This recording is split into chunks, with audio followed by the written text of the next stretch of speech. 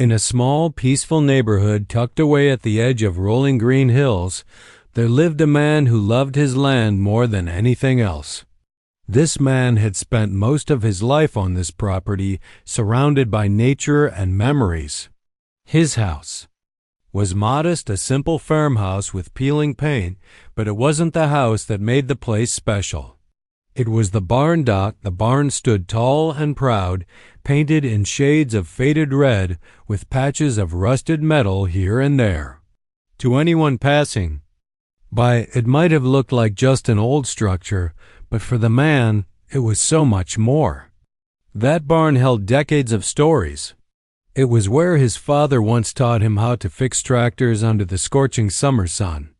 It was where family gatherings happened every year, barbecues sizzling, laughter echoing through the wooden walls. And it was where he stored tools, equipment, and all the little things that reminded him of years gone by. Life in the neighborhood was quiet, almost too perfect. The streets were lined with neatly trimmed lawns, flower beds bursting with color, and homes that looked like they belonged in a magazine. People were friendly enough, waving hello when they passed each other on the road or exchanging pleasantries over coffee. But beneath that polished surface, there was something else, a strict set of rules enforced by the Homeowners Association, HOA.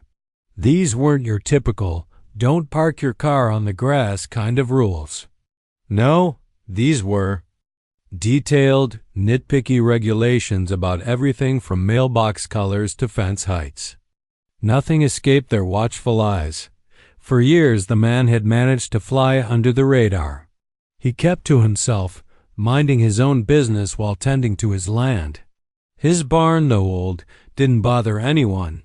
It sat far enough away from the main road, hidden behind rows of trees. Or so he thought. One day, a letter arrived in his mailbox. It was official-looking, with the HOA logo stamped across the top. As he read through the lines, his stomach sank. The letter claimed that his barn violated the community's aesthetic guidelines. Apparently, its worn-out appearance didn't fit the modern rural charm they were trying to maintain. They demanded he either renovate it immediately or face consequences. At first, the man couldn't believe what he was reading. Violation? Consequences? For a barn that had been standing long before most of these houses even existed? He tried reasoning with them, sending letters explaining how much the barn meant to him and offering to make minor improvements. Maybe he'd repaint it, add some new boards, anything to keep it standing. But no matter what he said, the HOA wouldn't budge. Their response was always the same: comply or we'll take action. Then came the morning that changed everything. The man woke up early, as usual, planning to start his day with chores around the property. But as he stepped outside, he froze. There, parked near his barn, were bulldozers. Men in hard hats moved around, setting up barriers and marking off areas with bright orange tape. Before he could say a word, the machines roared to life. In a matter of hours, the barn, the heart of his home, was reduced to rubble. He watched helplessly, anger bubbling inside him like a storm waiting to break. How could they do this? Didn't they understand what they were taking away? When he confronted one of the workers, they simply shrugged and said, "Orders from the HOA." Orders. Just orders. Not empathy, not understanding, just cold, calculated instructions. That night, the man sat alone in his kitchen, staring at the empty space where the barn used to be. The silence felt heavy, pressing down on him. He replayed the events of the day in his mind over and over again. Each time, the anger grew stronger, mixing with feelings of betrayal and helplessness. Who did these people think they were? They acted like kings and queens ruling over their little kingdom, deciding what belonged and what didn't. Well, if they wanted a fight, maybe it was time to show them exactly who they were dealing with. Unbeknownst to the HOA, the man's property held a secret, one that could change everything. Deep in the woods, hidden from view, stood an old dam. Built generations ago by his grandfather, it controlled the flow of water into a pristine lake that the HOA cherished. The lake was the jewel of their neighborhood, the centerpiece of their manicured paradise. Everyone loved it, the kids splashed. In the shallows, couples strolled along its banks, and residents gathered there for picnics and parties. Without the lake, their precious community would lose its sparkle dot as the man stared out into the darkness. A dangerous thought began to form. In his mind, what if the HOA had taken something irreplaceable from him? Maybe it was time to return the favor. The days following the demolition of the barn felt endless. Each morning, the man woke up to the glaring absence of the structure that had once been the backbone of his life. The emptiness gnawed at him not just because the barn was gone, but because of what it represented. It wasn't just wood and nails. It was a piece of his history, his identity. And now, it had been ripped away without a second thought by people who didn't care about him or his story. He tried to fight back, though. He attended HOA meetings, clutching crumpled papers filled with notes and arguments. His voice trembled as he spoke, pleading with them to understand how much the barn meant to him. But instead of sympathy, he was met with cold stares and dismissive comments. One member even rolled their eyes when he mentioned the memories tied to the barn, muttering something about sentimental nonsense. Another chimed in saying, "Rules are rules. You knew what you signed up for when you moved here." But the truth was, he hadn't moved into their cookie-cutter neighborhood they had built around him. His family had lived on this land long. Before the HOA existed, before the manicured lawns and designer mailboxes became the norm. Yet none of that mattered to them. They saw him as an inconvenience, someone who didn't fit into their vision of perfection. Every meeting ended the same way. No resolution, no compromise, just more reminders that he was powerless against their authority. Frustration turned into obsession. During the day, he went through the motions feeding livestock, fixing fences, keeping busy to avoid thinking too much. But at night, his mind raced. He replayed every interaction with the HOA, dissecting their words, searching for any sliver of humanity. There was none. They weren't interested in fairness or understanding. All they cared about was control. One evening, unable to sleep, he grabbed a flashlight and wandered toward the woods. The air was cool, carrying the faint scent of pine and damp earth. As he walked deeper into the forest, the sounds of the neighborhood faded, the hum of distant traffic, the chatter from well-lit porches, all replaced by the rustling leaves and chirping crickets. Finally, he reached the dam. Standing there, staring at the massive structure, he felt a strange mix of awe and anger. His grandfather had built this dam decades ago, long before anyone dreamed of turning the surrounding area into a gated community. Back then, it served a practical purpose, controlling water flow to prevent flooding downstream. Now it held back the lake, the centerpiece of the HOA's prized development. Without the dam, the lake would drain away, leaving nothing behind but mud and exposed roots. A dangerous idea began to take shape in his mind. At first, it was fleeting, almost laughable. What if he opened the dam? What if he let the water rush out, erasing the very thing the HOA cherished most? It sounded absurd, reckless even. Destroying the lake wouldn't bring back his barn, would it? And yet, the thought lingered, growing stronger with each passing day. Over the next few weeks, the idea consumed him. Every time he drove past the lake, seeing families lounging on its shores or kids paddling in canoes, resentment bubbled inside him. These people had taken something irreplaceable from him. Why shouldn't they experience the same pain? The HOA had shown no mercy, no compassion. Why should he? Still, doubt crept in. Was this really the right thing to do? Could he live with himself if he followed through?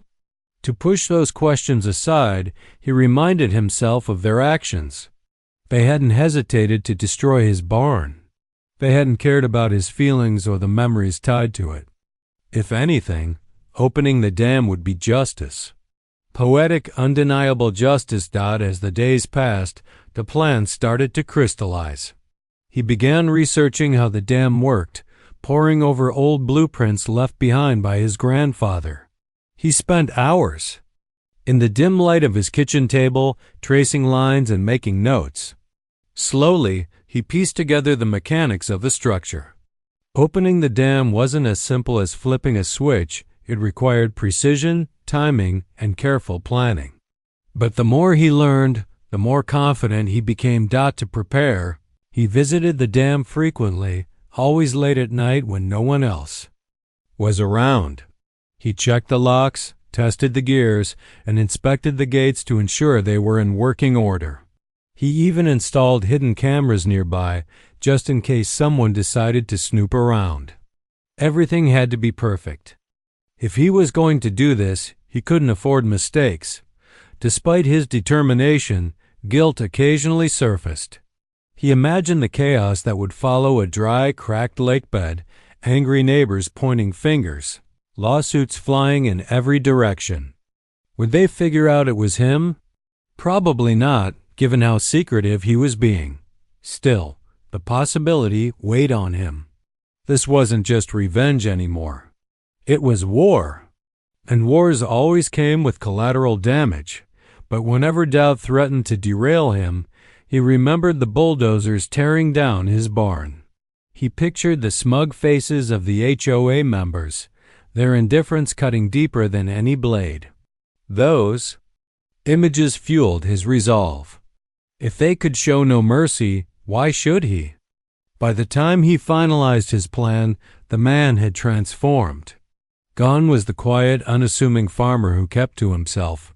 In his place stood someone sharper, angrier, and far more calculating. Revenge had awakened a side of him he didn't know. Existed one driven by pain and purpose. And so, as he stood by the dam one moonlit night, flashlight in hand, he felt a strange sense of calm wash over him. This wasn't just about destroying the lake. It was about reclaiming power, about proving that he wasn't someone to be pushed around. The HOA thought they had won by taking his barn. Little did they know, the real battle was just beginning. The man knew that pulling off something as bold as opening the dam required more than just guts. It demanded precision, patience, and a whole lot of planning. He couldn't afford to rush into it blindly. One wrong move, and everything could fall apart. The last thing he wanted was to get caught red-handed or worse, cause harm to innocent people living downstream. So, he approached the task methodically, treating it like a puzzle that needed solving piece by piece. Every night after finishing his chores, he'd retreat to the kitchen table with a cup of coffee and spread out the old blueprints his grandfather had left behind. These weren't fancy digital plans. They were hand-drawn on yellowed paper, smudged with pencil marks and notes scribbled in faded ink. At first glance, they looked chaotic, but the man studied them intently, tracing every line until he understood how the dam worked inside and out.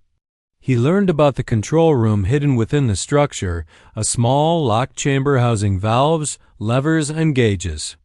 This was the heart of the operation, where water flow could be adjusted or completely shut off.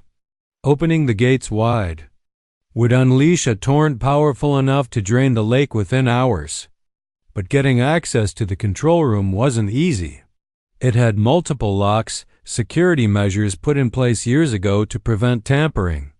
Luckily, the man remembered seeing an old key tucked away in his grandfather's toolbox.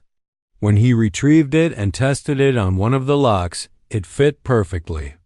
A wave of relief washed over him. He wouldn't need to break anything to get inside. But unlocking the doors was only half the challenge. Timing mattered too.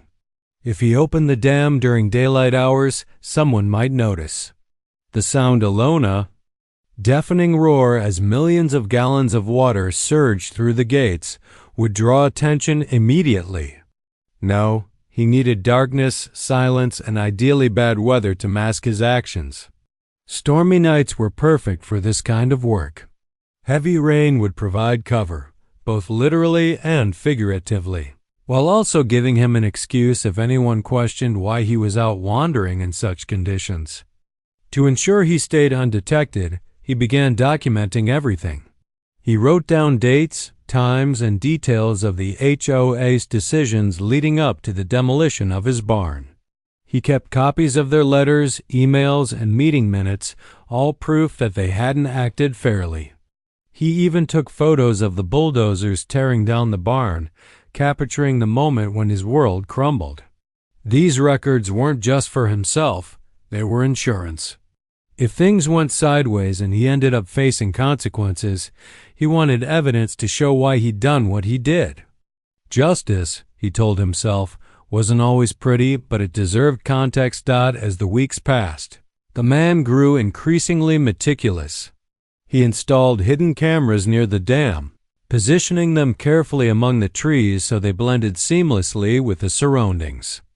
Their purpose was twofold: to monitor activity around the dam and to serve as a safeguard in case someone tried to pin the blame on him later. He checked the footage regularly, ensuring the area remained deserted. So far, no one had ventured. Close, not even curious teenagers looking for a shortcut through the woods. During the day, he played the part of a broken man. He avoided eye contact at HOA meetings, letting others assume he'd given up fighting. Neighbors whispered about him behind his back, calling him stubborn or bitter. None of it bothered him anymore. In fact, he welcomed it. The less they suspected, the better. Let them think he was defeated. Let them believe they'd won. They had no idea what was coming. At night, however, he became someone else entirely. Gone was the quiet farmer who minded his own business.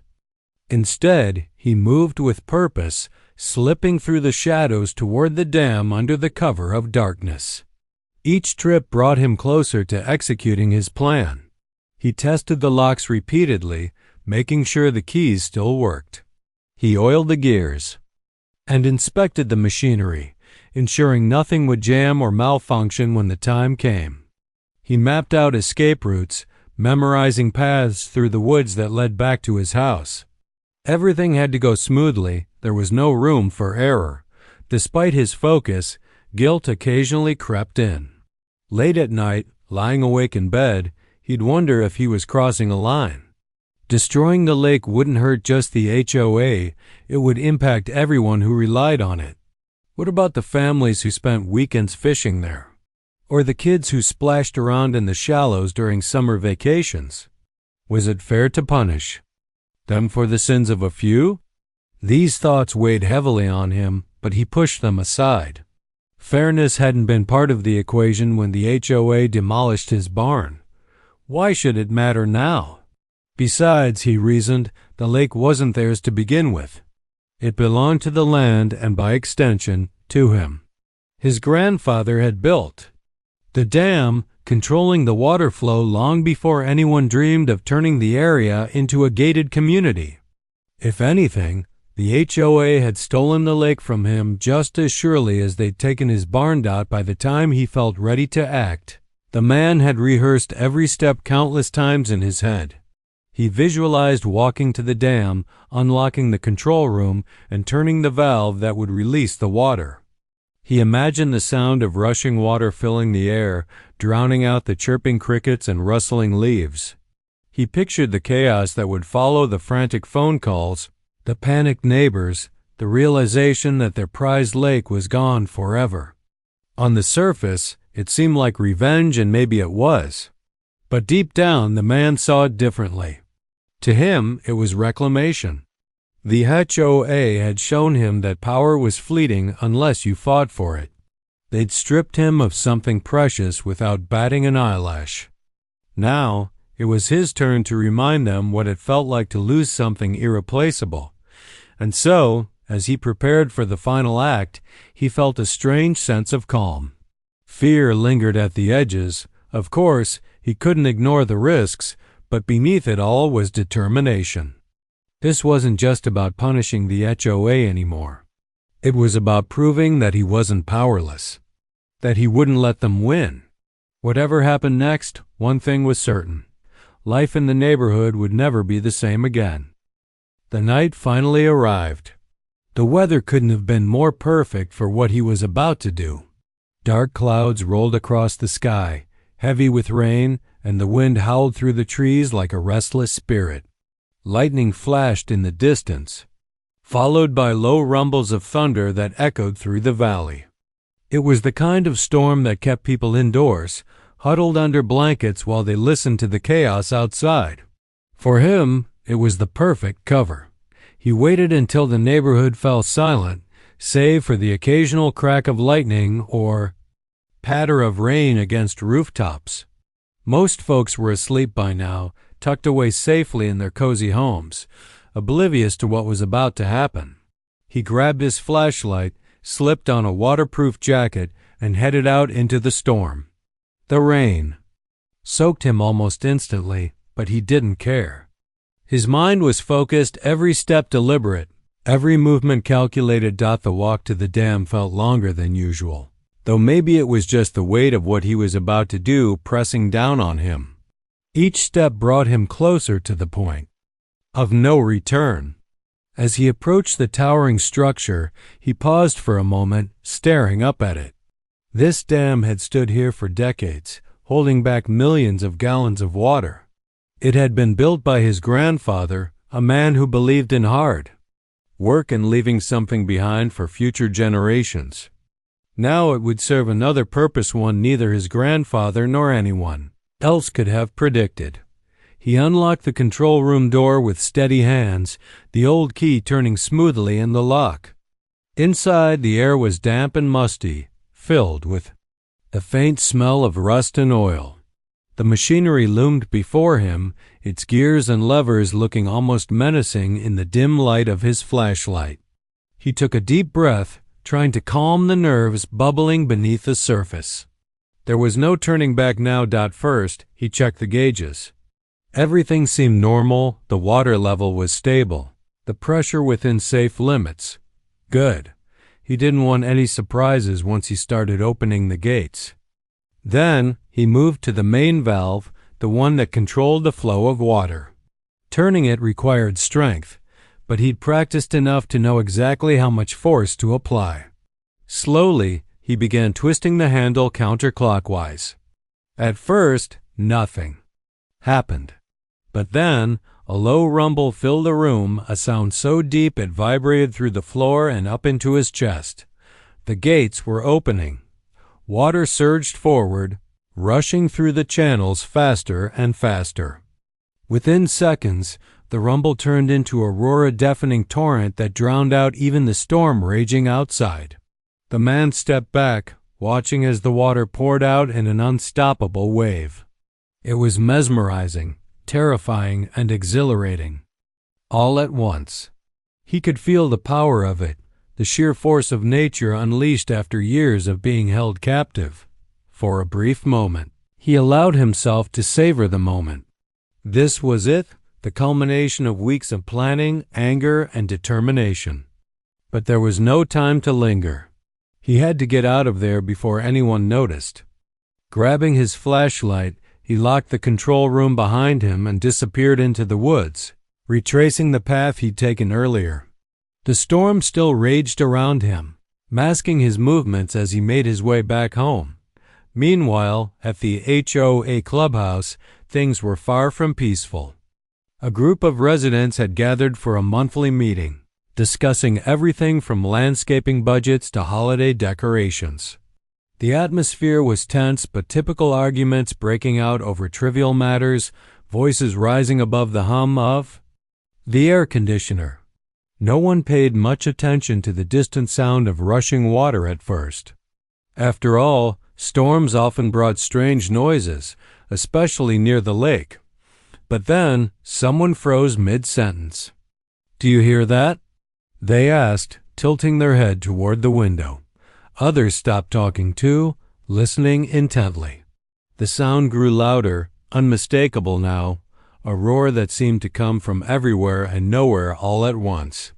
Panic spread quickly as realization dawned. Something was wrong with the lake. "Let's go check," one of them said, already heading for the door. They piled into cars, speeding down the winding roads toward the water. When they arrived, the sight left them speechless. The once pristine lake was draining rapidly, its surface sinking lower with each passing second. Mud and debris bubbled up where clear water used to be, and fish flopped helplessly on the exposed banks. It was a scene straight out of a nightmare. Phones lit up as people frantically called emergency services, neighbors, anyone who might know what was happening. Some stood frozen, staring in disbelief, while others scrambled to figure out how to stop the disaster. But it was too late. The dam had opened fully, and there was no way to close it without risking further damage. All they could do was watch as their prized lake vanished before their eyes. Back at the farmhouse, the man sat in the dark, listening to the storm rage outside. He knew exactly what was happening down by the lake, but he didn't need to see it to picture it clearly. The panic, the confusion, the sheer disbelief, it was exactly what he'd hoped for. Justice, he thought again, though the word felt hollow now. Watching families lose something they loved wasn't as satisfying as he'd imagined. Instead, he felt empty, hollow, like the victory he dreamed of wasn't really a victory at all. When authorities arrived at the dam, they found no signs of forced entry or tampering. Everything looked normal, except for the fact that the gates were wide open. Suspicion fell on equipment failure or structural issues, though no one could explain why the dam had chosen that exact moment to fail. Investigators poked around for days, asking questions and taking measurements, but ultimately they came up empty-handed. Whoever or whatever had caused the disaster had covered their tracks perfectly. As news of the incident spread, the neighborhood descended into chaos. Property values plummeted overnight. Lawsuits flew back and forth as residents blamed the HOA, the construction company, and even each other. Some families packed up and left, unwilling to face the mess left behind. Others stayed, determined to rebuild, but the dream of perfection they'd clung to was shattered forever. Through it all, the man remained quiet, keeping to himself as usual. Neighbors whispered about him, speculating whether he might have had something to do with it. After all, he'd fought the HOA tooth and nail over his barn. But without evidence, their suspicions amounted to nothing more than idle gossip. Late at night, when the world was still and the storm had passed, the man often found himself thinking about what he'd done. Was it worth it? Had he truly achieved justice, or had he simply become the thing he despised most? These questions haunted him, lingering in the corners of his mind like shadows he couldn't shake off. Whatever the answer, one thing was certain. Life in the neighborhood and his own life would never be the same again. In a quiet little neighborhood on the edge of town, life moved at its own peaceful pace. The streets were lined with trees, and the houses had neat gardens that spoke of care and attention. Among these homes lived an elderly man who preferred to keep to himself. He wasn't flashy or loud, just someone who enjoyed his space and cherished the simple things in life. His name was Martin Gray, though everyone around just called him the nice old guy with the green thumb. Martin's house wasn't anything extraordinary from the outside, but it held one feature that made it special: a private well. This well wasn't just a hole in the ground, it was his lifeline. It provided fresh water for his garden, which he loved tending to, and saved him hundreds of dollars every month on municipal water bills. For years, this well had been reliable, pumping clean water without fail. To Martin, it symbolized freedom, a way to live independently without relying on the city's resources. but all good things have their enemies. And in Martin's case, that enemy came in the form of the Homeowners Association, or HOA as people referred to it. The HOA was supposed to be there to maintain harmony in the neighborhood, ensuring rules about paint colors, lawn heights, and mailbox designs were followed. But over time, they had grown more controlling, micromanaging even the smallest details of residents' lives. And lately, they'd been targeting Martin. It started with small complaints.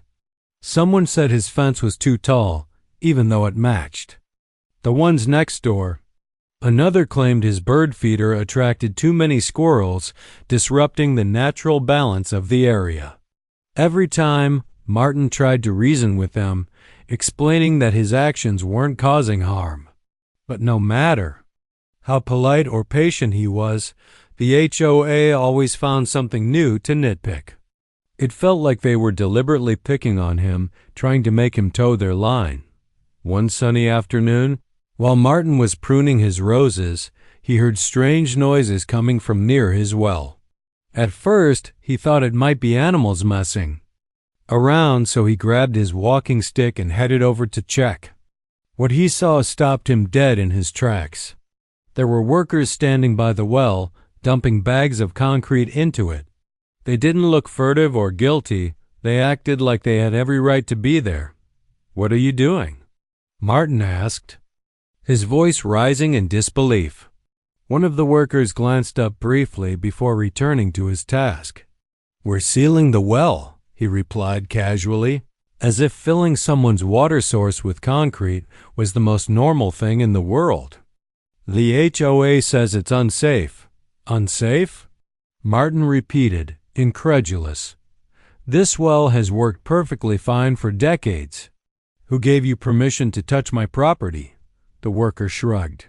"Talk to the HOA if you've got issues. We're just doing our job." With that, they continued their work, ignoring Martin completely, standing there, watching the concrete pour into the mouth of his beloved well. Martin felt a mix of emotions, anger, betrayal, and helplessness. How could they do this? No one had warned him, let alone asked for his consent. The well wasn't just a utility. It was part of his home, part of his identity. Now it was being destroyed right in front of his eyes, and there was nothing he could do to stop it, at least not then. That night, Martin sat in his dimly lit living room, staring at the wall. His mind raced with questions. Why would the HOA target his well? Was it really about safety, or was there something else behind their decision? He couldn't shake off the feeling that this wasn't random, that it was personal. After all, he'd never been shy about speaking up when he disagreed with the HOA's decisions. Maybe this was their way of teaching him a lesson. As sleep eluded him, Martin realized something important. He wasn't going to let this slide.